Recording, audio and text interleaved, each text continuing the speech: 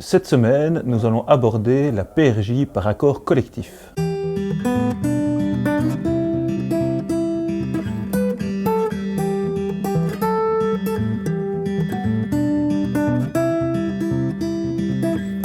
Après l'accord amiable, je vais parler de la PRJ par accord collectif.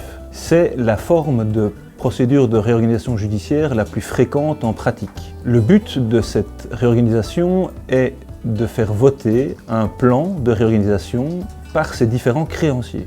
Une fois la procédure ouverte, l'entreprise admise en PRJ par accord collectif a l'obligation d'informer ses créanciers de l'ouverture de cette procédure dans les 8 jours du jugement.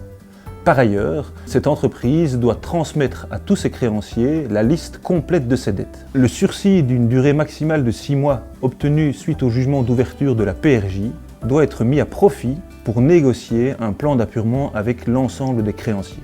Après avoir été négocié, le plan de réorganisation devra être voté à une double majorité lors de l'audience de vote. Le plan doit recueillir le vote favorable de la majorité des créanciers et ces créanciers majoritaires doivent représenter la majorité des créances. Par exemple, si j'ai 10 créanciers et que ces 10 créanciers totalisent des créances pour 10 000 €, il me faut le vote favorable de 6 créanciers et que ces 6 créanciers représentent à eux 6 5 001 €.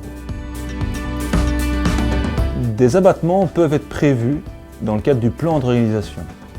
La seule limite imposée par la loi est le paiement d'un montant minimum de 20% de la créance. Le pourcentage de remboursement que vous engagez à payer dans le cadre du plan devra être réglé en déant un délai de 5 ans.